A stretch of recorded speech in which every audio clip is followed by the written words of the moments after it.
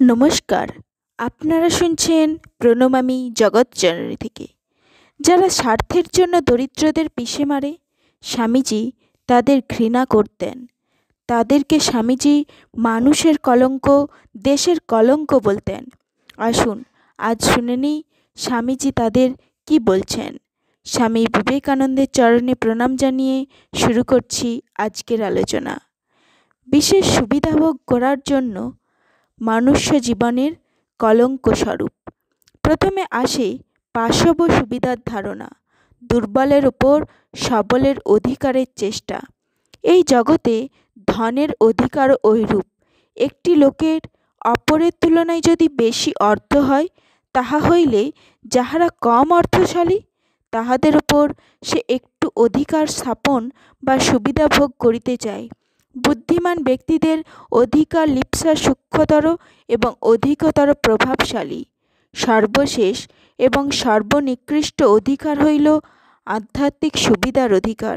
যাহারা মনে করে আধ্যাত্মিকতা বা ঈশ্বর সম্বন্ধে আমরা বেশি জানি, তাহারা অন্যের উপর অধিকতর অধিকার দাবি করে। তুমি আমা অপেক্ষা শারীরিক ও মানসিক শক্তিতে অধিকতর বলবান বলিয়া আমা অপেক্ষা বেশি অধিকার ভোগ করিবে, ইহা হইতে পারে না। আমা অপেক্ষা তোমার ধনৈশ্বর্য বেশি আছে বলিয়া তুমি আমা অপেক্ষা বড় বিবেচিত হইবে, ইহাও হতে পারে না। কারণ অবস্থার পার্থক্য সত্ত্বেও আমাদের ভিতরে সেই একই সমতা বিদ্যমান। ইউরোপ অশান্তির সাগরে ভাসিতেছে, কি করিবে, কোথায় যাইবে বুঝিতে পারিতেছে না। ঐহিক ব্যাপারে অত্যাচার প্রচণ্ড হইয়া দাঁড়াইয়াছে। দেশের সব ধন, সব ক্ষমতা অল্প সংখ্যক কয়েকটি লোকের হাতে। তাহারা নিজেরা কোনো কাজ না করে কিন্তু লক্ষ লক্ষ নরনারী দ্বারা কাজ করাইয়া লইবার ক্ষমতা রাখে।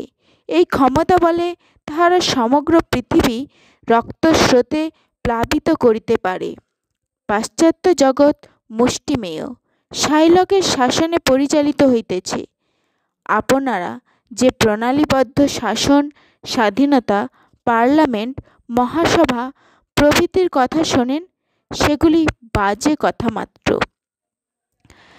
দরিদ্রগণ যখন ধনীগণের দ্বারা পদদলিত হয়, তখন শক্তি দরিদ্রদের একমাত্র ঔষধ।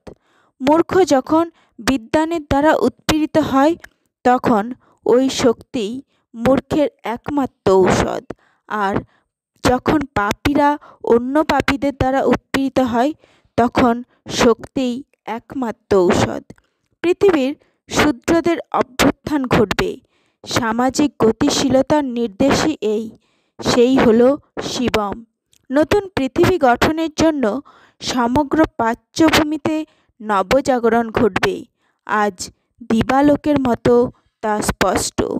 চেয়ে দেখো চীনের ভবিষ্যৎ, মহান অভ্যুত্থান এবং তার অনুসরণে সমগ্র এশিয়ার দেশসমূহের জাগরণ। তোমরা আমার কাছ থেকে একথা নিশ্চিতভাবে জেনে যাও, শূদ্রের অভ্যুত্থান প্রথমে ঘটবে রাশিয়ায় এবং পরে চীনে। ভারতের অভ্যুত্থান ঘটবে তারপরেই এবং ভবিষ্যৎ পৃথিবীতে এক গুরুত্বপূর্ণ ভূমিকা গ্রহণ করবে এই ভারত। অতি দরিদ্র শ্রমজীবী, যার জীবনে ভোগ করবার কিছু নেই, যার তোমার মতো বুদ্ধি নেই, মনে করছো যে বেদান্ত দর্শনাদি বুঝতে পারে না, তার শরীর কিন্তু তোমার মতো কষ্টে অত কাতর হয় না। দারুণভাবে ক্ষতবিক্ষত হলে সে তোমার চেয়ে তাড়াতাড়ি সুস্থ হয়ে উঠবে। যে বিদ্যার উন্মেষে ইতর সাধারণকে জীবন সংগ্রামে সমর্থ করতে পারা যায় না, যাতে মানুষের চরিত্রবল, পরার্থ তৎপরতা, সিংহ সাহসিকতা এনে দেয় না, সে কি আবার শিক্ষা? যে শিক্ষায় জীবনে নিজের পায়ের উপর দাঁড়াতে পারা যায়, সেই হচ্ছে শিক্ষা। আজকালকার এইসব স্কুল কলেজে পড়ে তোরা কেমন এক প্রকারের একটা ডাইসপেপটিক অজীর্ণ রোগাক্রান্ত জাত তৈরি হচ্ছিস। কেবল মেশিন অর্থাৎ কলের মতো খাটছিস আর জায়স্য ম্রিয়স্য এই বাক্যের সাক্ষী স্বরূপ হয়ে দাঁড়িয়েছিস। এই যে চাষাভুষো, মুচি, মুদ্রা ফরাস, এদের কর্মতৎপরতা ও আত্মনিষ্ঠা তোদের অনেকের চেয়েই ঢের বেশি।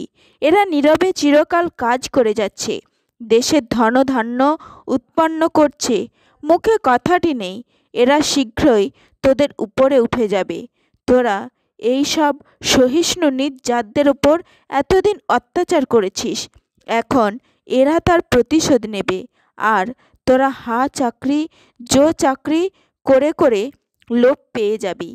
তারা কতকগুলি বই না পড়েছে, তোদের মতো 60 কোট পরে সভ্য না হয় নাই হতে শিখেছে, তাতে কি আর এসে গেল।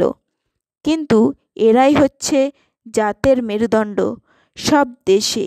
এই ইতর শ্রেণীর লোক কাজ বন্ধ করলে তোরা অন্ন বস্ত্র কোথায় পাবি? একদিন ম্যাথররা কলকাতায় কাজ বন্ধ করলে হুতাশ লেগে যায়।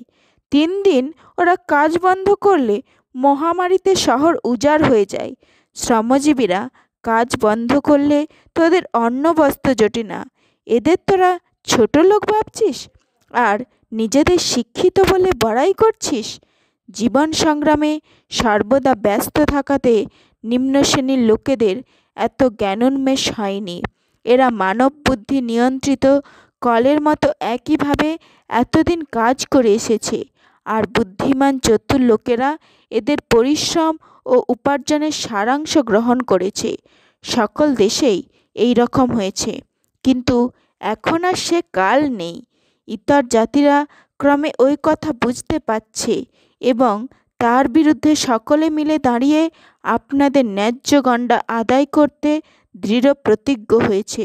ইউরোপ আমেরিকায় ইতর জাতিরা জেগে উঠে ওই লড়াই আগে আরম্ভ করে দিয়েছে। ভারতেও তার লক্ষণ দেখা দিয়েছে।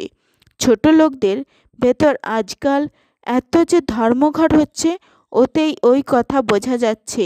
এখন হাজার চেষ্টা করলেও ভদ্র জাতেরা ছোট জাতদের আর দাবাতে পারবে না। এখন ইতর জাতের ন্যায্য অধিকার পেতে সাহায্য করলেই ভদ্র জাতের কল্যাণ। জয় স্বামীজির জয়। নমস্কার, আজ এখানেই শেষ করছি।